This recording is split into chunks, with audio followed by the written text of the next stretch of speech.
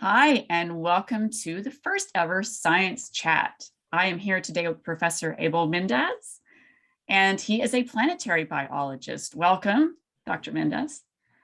Hi, Diane. Thank you for the invitation. Oh, thank you for coming. Yeah, I've been wanting to interview forever. So this is going to be a fun, casual chat about your work and about the field of planetary biology. First, I will tell the audience who you are. You are Professor Abel Méndez. You are a planetary astrobiologist and director of the Planetary Habitability Library at the University of Puerto Rico at RCBO. Your research focuses on the habitability of Earth, the solar system, and extrasolar planets.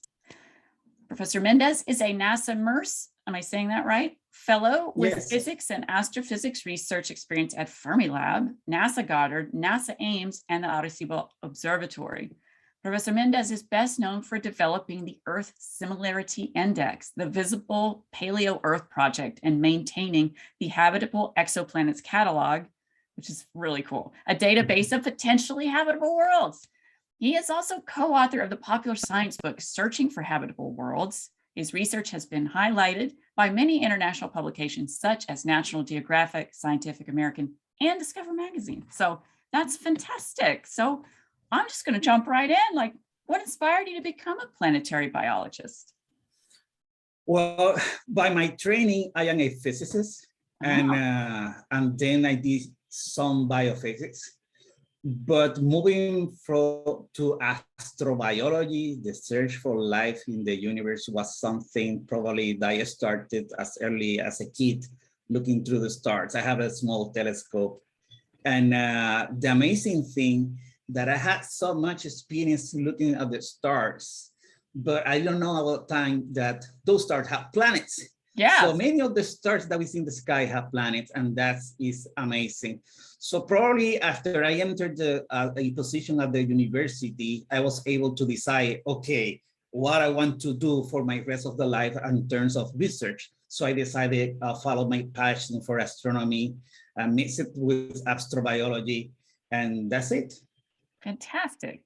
And that's just living the dream, right? Because when we were growing up, we suspected, but we didn't know for sure that there were exoplanets, that there were planets around other stars in the galaxy.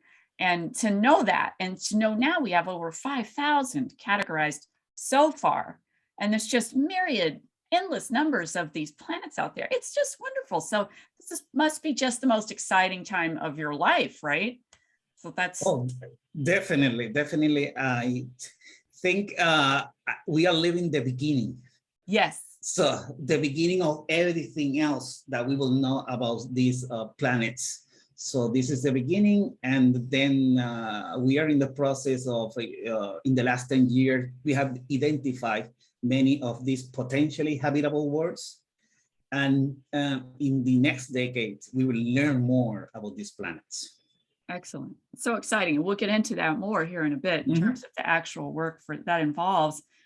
So say you're starting out and you want to become a planetary biologist. You said you were in physics first, you're a physicist, but what sort of education did you have to do to get to the point of being a planetary biologist?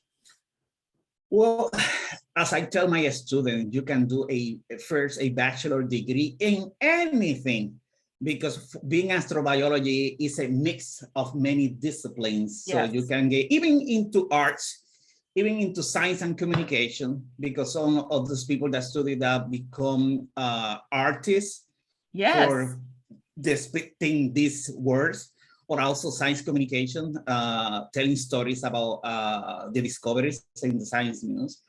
So you can study as a bachelor. It is once you finish your bachelor and then you want to go to graduate school, then that you have to decide, okay, I will go to the school, and the school has a team, at least small or a big team, working in a field related to astrobiology.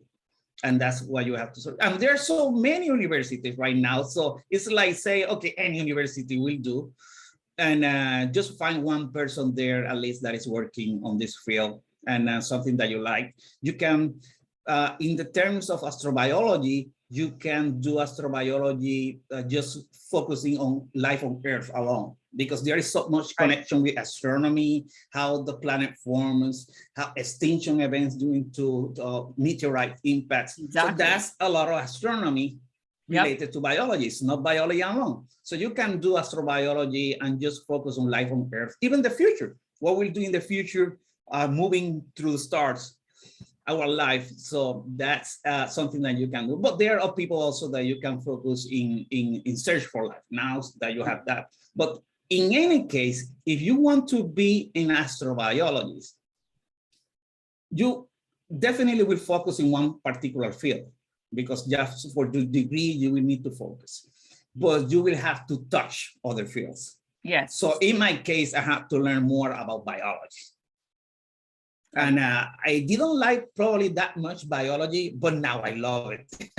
Right, because now it's blending all these interests, right? Yes, yes. And we all have to start somewhere. And for understanding astrobiology and thinking about life elsewhere, first you have to understand life on Earth. So it's not that you just focus directly, you just have to know life on Earth, because that's your comparison base.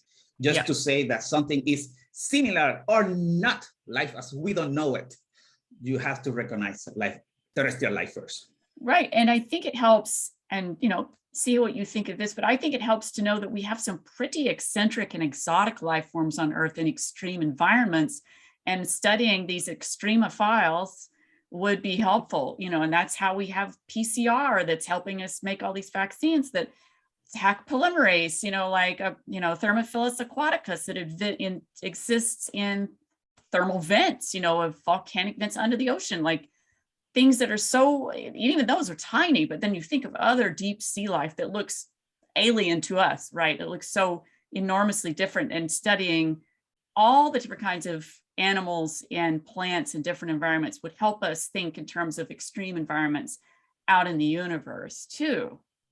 Yeah, that's true. So every time we do science, people will find applications, ground applications, or even because some people say, why are we studying astrobiology? Well, as you said, that there are many applications that we will find, practical applications, our understanding. So it's not learning our past, our present, and most important, our future, then why we need to study this field.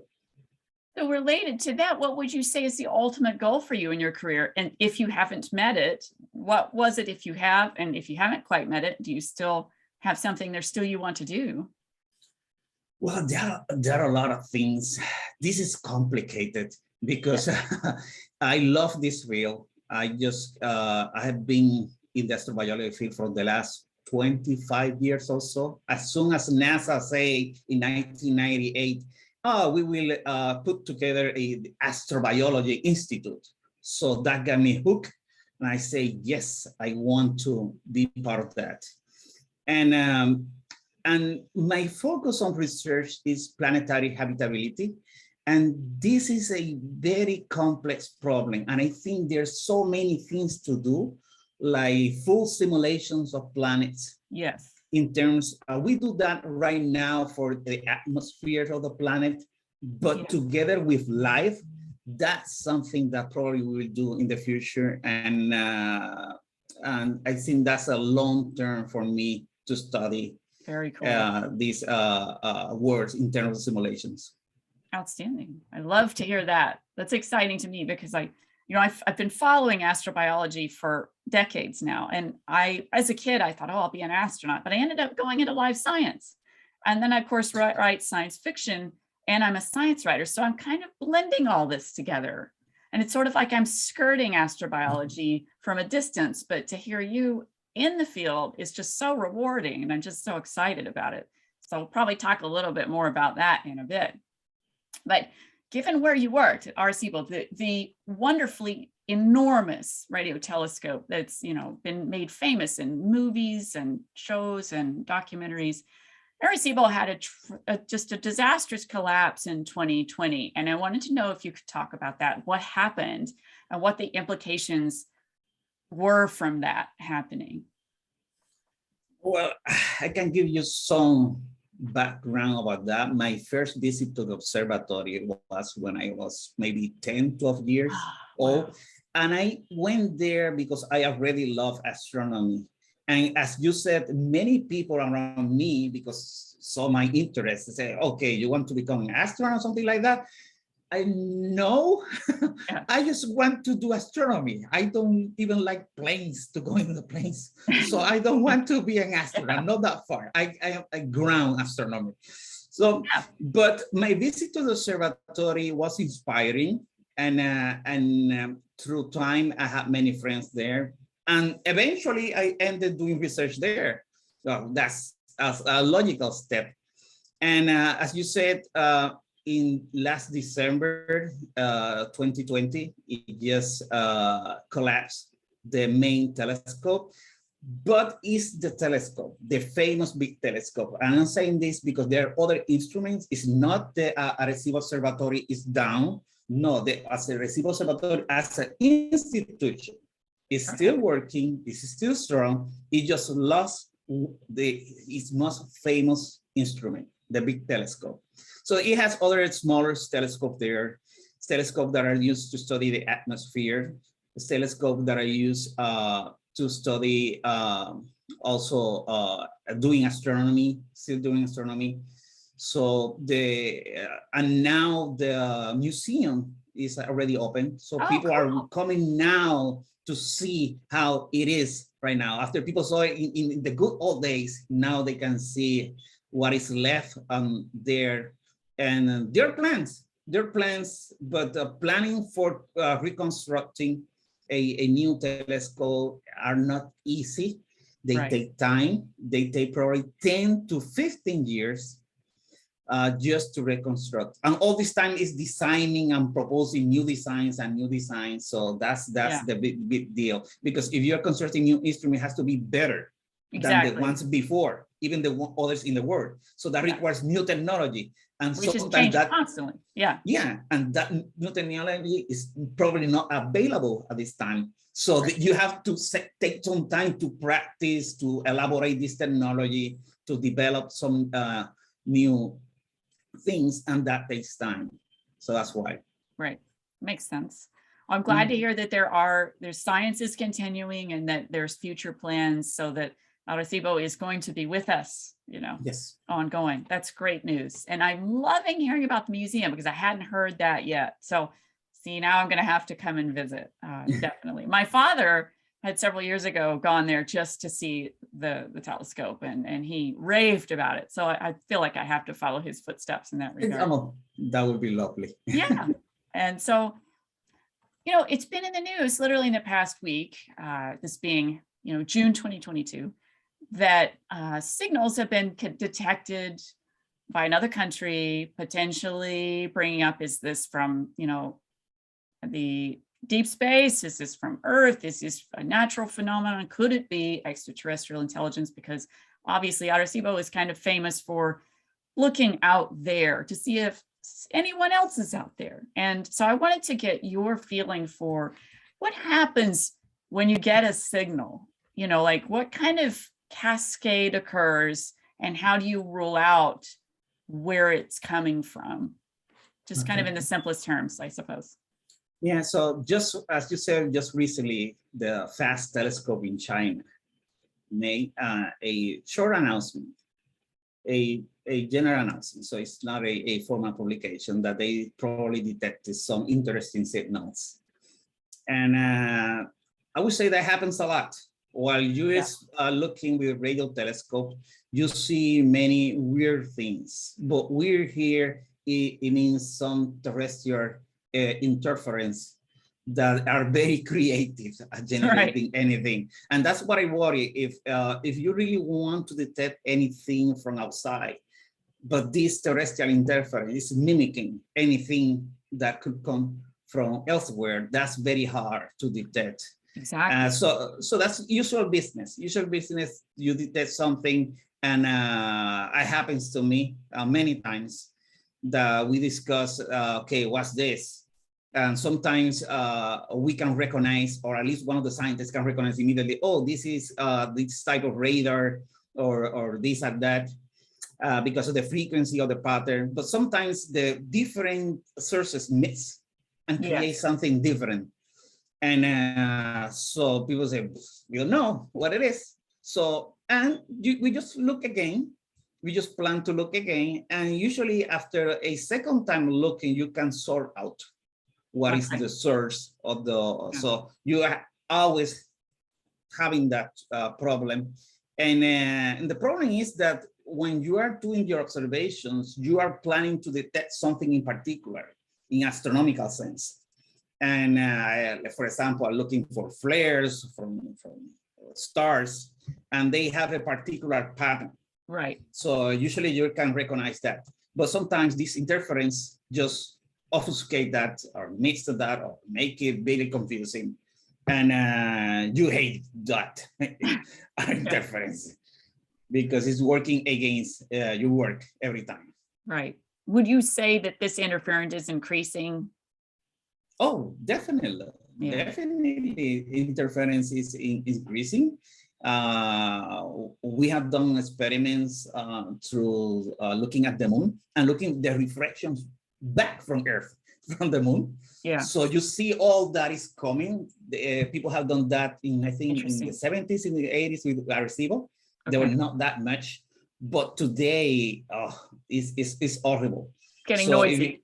Yes, it's getting noisy from all type of different instruments. And it will be good to have a radio telescope in the moon, in the far side. Yes. Because it will be blocking Earth. And that will be amazing. That will be finally silence of all these terrestrial communications. Just and we have a lot of sensitivity. That will be something amazing to do. Would you, in terms of things that we've launched that are, telescopes out in space, could anything else kind of fill that role, not based on, the moon or Earth? Could we look for signals more easily with less noise if we had the telescope a bit farther out, for example? It will help. But if you're looking very low sensitivity signals, then even you are far away, you will detect still Earth. Getting Earth, right? Because it's not far enough away, right? Yes, you need something blocking, something big blocking the signals because you will not get that far away anyway. That's interesting, and that's a conundrum. So it's going to continue to be a problem, and that means you need more sophisticated detection capability, which brings me to artificial intelligence. And I wanted to know, can you talk about how much that's playing a role in helping detect signals or rule them out? Yeah, artificial intelligence has been great to do the boring job, to look through a lot of data where humans would take that much time, and it would be difficult for humans. I won't say that they will be smarter than us at looking at the data, but at least it's like many people working together just to comb the data. Yes, and it will be faster. And once they detect something interesting, they always go through a human just to see. Right. And we will be more suspicious, and we will plan, additional observations and follow the signal just to see what it is. Right. That makes sense. Now, say you get a signal and you roll out the obvious. You're narrowing it down. You're rolling out more things. You've used AI. We've gone through the system, and you keep winnowing it down. And finally, you've got something that makes you go, well, this is very interesting. So then what happens? Like, what do you do in this possible scenario that maybe one day we will reach that point and suddenly you've got something? Like, what would happen in that process? What happens next? Yeah. So first thing is that it won't be a secret, as many people think. Oh, you will keep secret. It'd be a tough one to keep. No.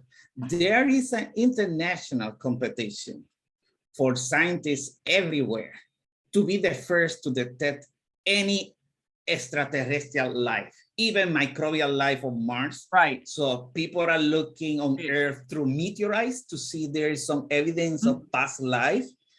So people are looking at the solar system with this exploration to search for life.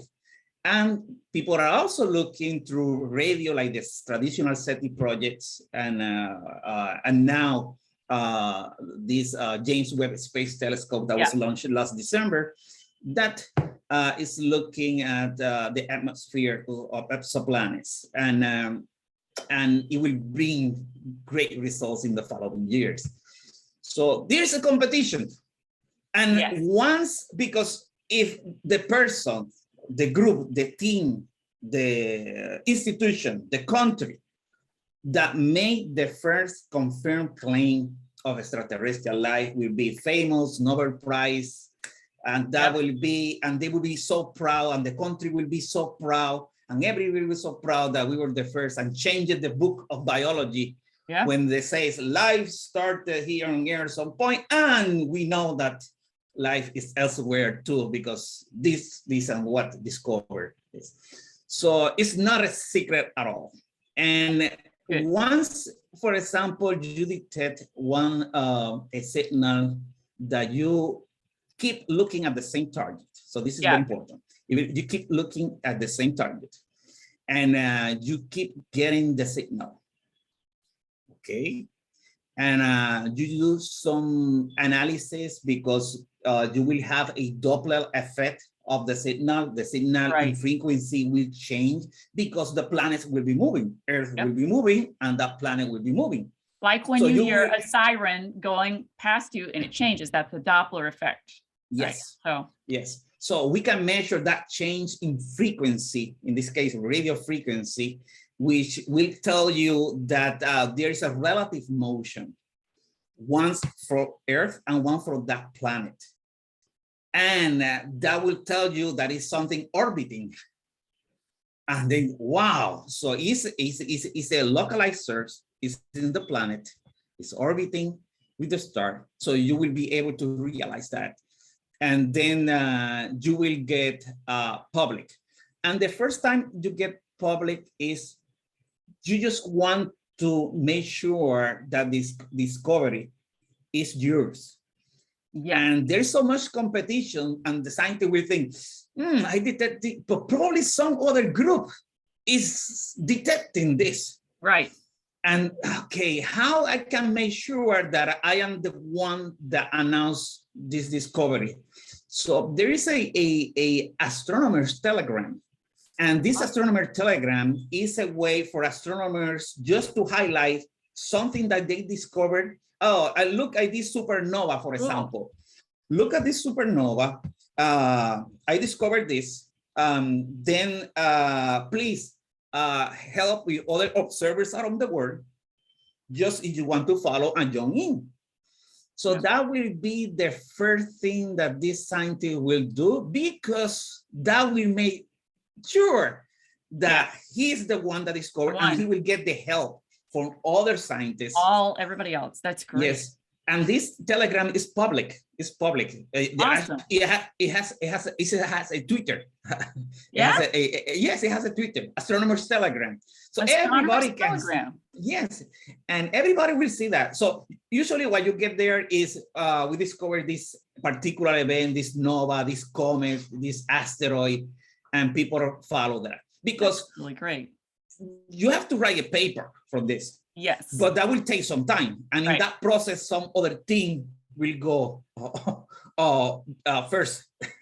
So you just announce that while you are writing the scientific articles, and those people that are interested will contact you for more details, and they will point the telescope and they will say, yes, I see it too. I see it too.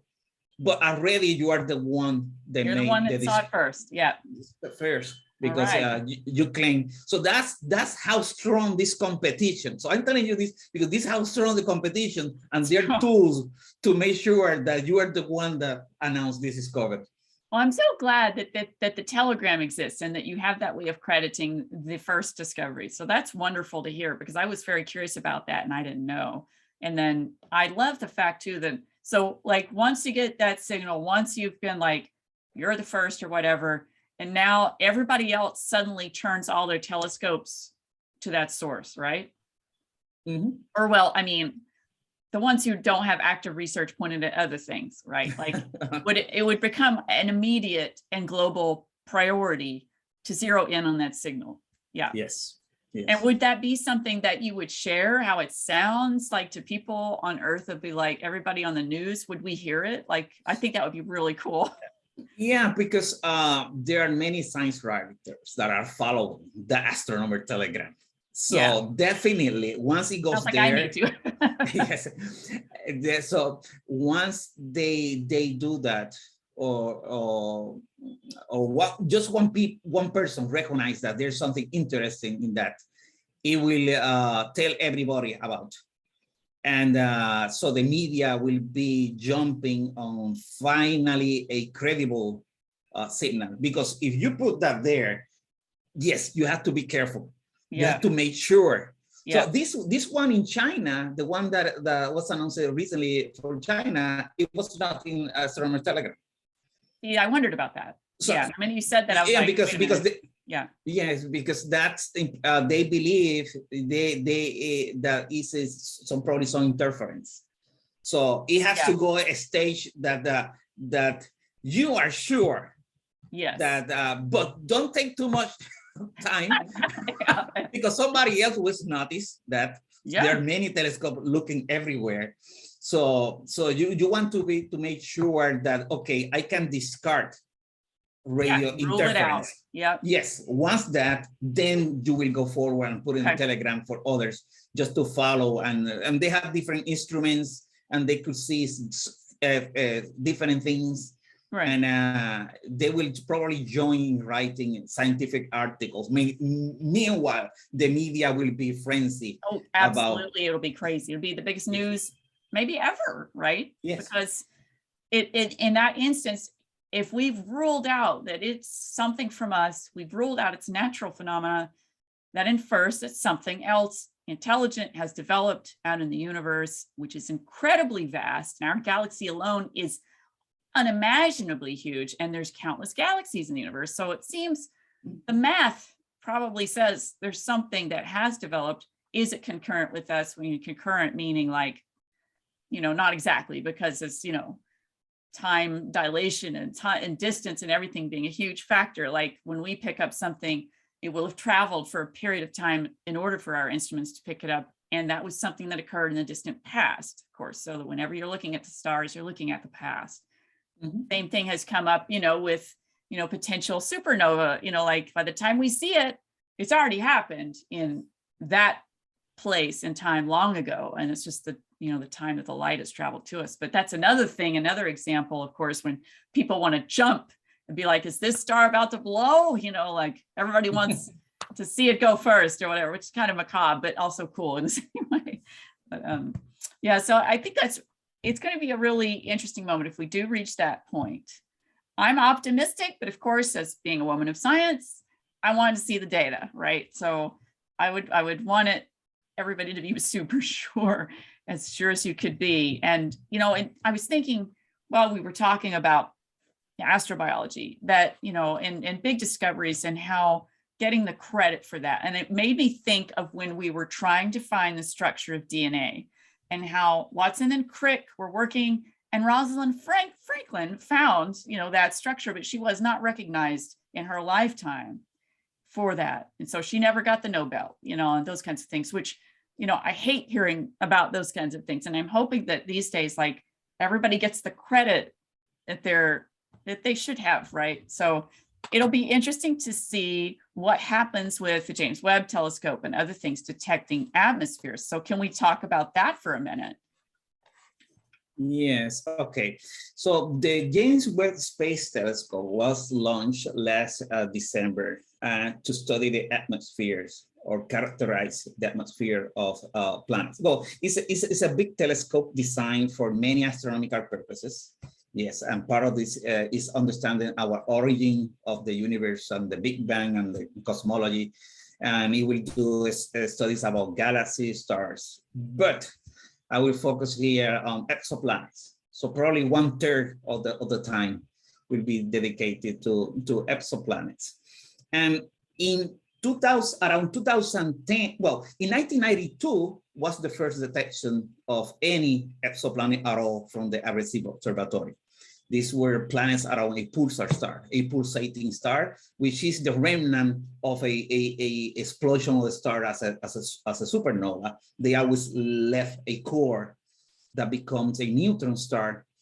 And these planets was something amazing to discover at that time, and people were in disbelief, because these planets are planets that survive the explosion of the star. So how these planets survive? Yes, we think now that they probably didn't survive. They just formed. They formed after the destruction of the star. Yes, from the leftover material. So that's probably the case. But that was amazing.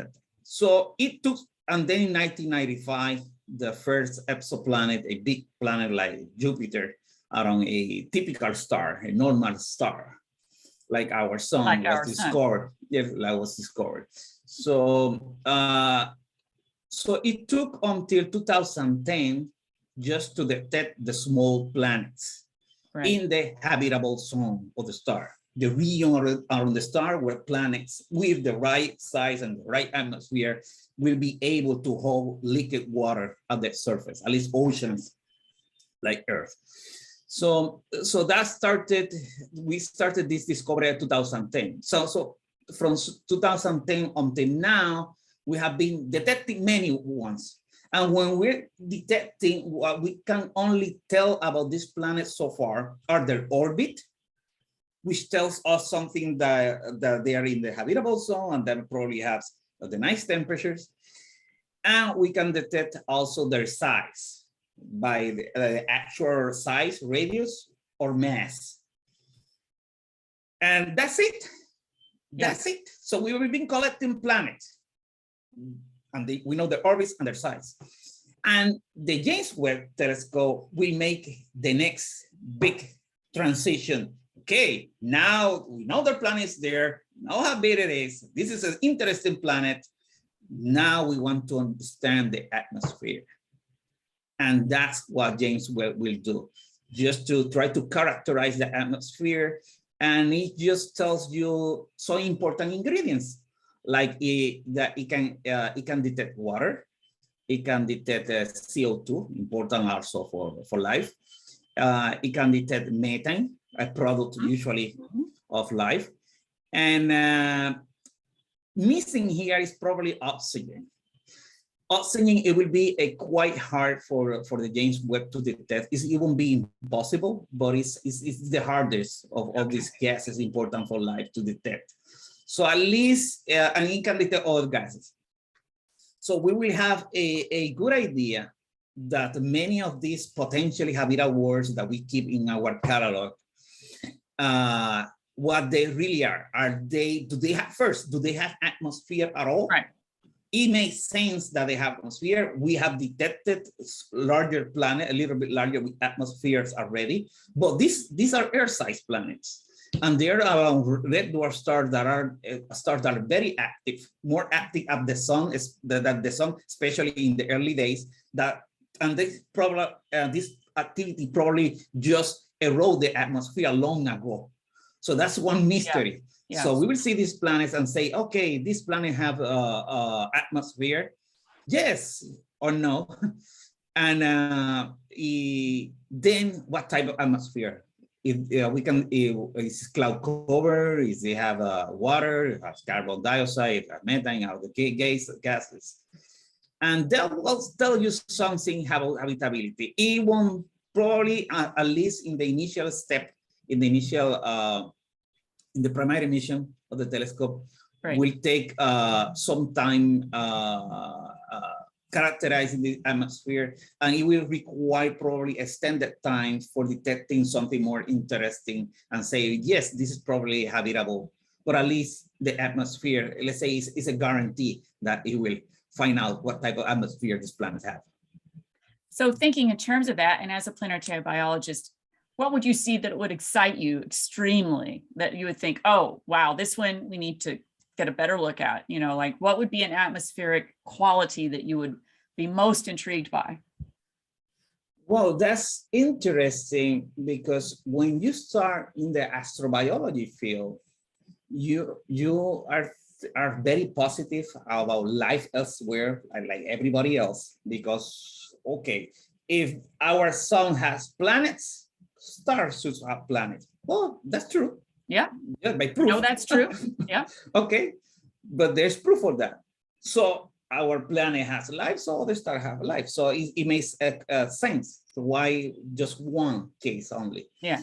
And so that's probably the mentality going through in this astrobiology field at the beginning. But once you learn astrobiology, you learn astronomy and especially biology, and you see how difficult it is for a planet to keep all fine through a long history for life to develop, because the planet can kill you.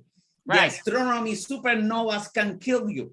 Asteroids come in, bam, you know. Yes. Happened multiple times on Earth, yeah. So many things can go wrong. Then you realize, wow, life on Earth is amazing. Right. We were so lucky. We were so lucky. Yes. And that probably planets around other stars are more likely not like Earth, because it's difficult, not impossible. And because it's a vast universe, there should be more. But the problem is there are a few, they will be scattered in the universe. They will be so separated. Huge far distances. Yeah, that for practical purposes will be no connection, no communication. Like we are alone. So we are alone in that sense. So I think that's my field right now. And I will be totally amazed of we detecting intelligent life.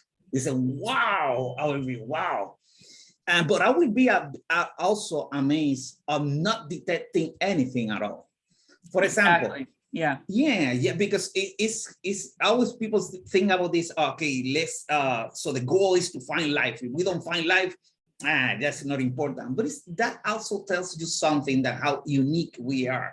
If we look, for example, on Mars, Mars is already there, and we get a sample in the future for the surface where there is a running water, and we see all the ingredients that is so nice temperatures, so nice conditions there, that if we put terrestrial life, it will grow. But when we bring that sample to Earth, we find there's no life. Why? It's not a habitable place and there is no life. And it's even in the solar system and it's still no life. Maybe even the origin of life is something quite special. So that will tell you, wow, how difficult it is, and probably we are alone in the universe, at least in terms of practical distance. So that I think that will be more amazing for me. Even looking on Mars, not finding life, not finding life. Or potentially Europa, which has, more water, so it's under like going back to Thermophilus aquaticus and like vents and microbes and things, like Europa could also have life, and it is a moon of Jupiter. So attempt no landing there. No. And we will be looking also to beyond the solar system, while we look at this exoplanet with James Webb in other instruments, that we will be capable to detecting oxygen, and even in 20 or 30 years in the future, learn something about the surface properties, like how much ocean or land they have. Oh, that's going to be so cool. And probably they have vegetation covered, and we look through this telescope and we don't find nothing like that, at least in the solar neighborhood. That will be something, wow. Yes, definitely we are quite alone, at least in practice. Right. And then, but either way, as you said, like either way, we're learning about our place in the universe by studying the universe. And I think that that's a fundamental thing that we as humans have always done, that we've always tried to figure out, how do we fit, and so getting answers to these questions is going to open up more questions and more answers and so on and so on. But each time we make a little bit of a step up this ladder of knowledge, we come to know ourselves and our role in the universe more. And I think too, it helps underline that we've got to take care of this planet so that we can keep going. You know, we've made it this far. We're at an extraordinary point in our civilization in which we can send things outside of our solar system, out of our galaxy, you know, potentially. And it's all coming back to just that very innate human curiosity and questioning life as we know it, which brings me to another question. So we have a bias associated just because all we know is life on Earth. So we know the basics of biology have to be a cornerstone for building on planetary biology. But what if there's something different out there that works differently than our biology on Earth, than our carbon-based reality? You know, could there be silicon-based? Could there be some other configuration that has worked? Or do we stay within what we know, or do we just open the field wide and see what happens? Well, life in terms of the chemical elements available in the universe, life on Earth make quite sense. Okay, life use the most abundant elements in the universe. Right. So if you are invoking a different type of life using, for example, like silicon or so, silicon is much less abundant than carbon. And it will have to just, the chemistry will be harder also, but let's forget about that. Even in terms of an abundance, if you have a planet that life is using silicon, it will have much more carbon. So it will probably have to compete with life that already there could use carbon also, because we know it works. Yeah, and it's common. Yes, so. and then you will have competition for other resources, and probably the life of silicon will be extinguished. Yeah. So the only way to get something that use different elements has to be conditions very different than Earth. For example, there's a moon around Saturn, Titan, which has an atmosphere even denser of nitrogen, just like Earth, and has lakes of methane. Methane, yeah. Yes, and then it has it's still carbon chemistry. Still carbon-based, carbon and hydrogen, yeah. Yes, but it's working at other temperatures, so there's other chemistry there, and that we can think of. And that's the only way to have something quite different, because that environment.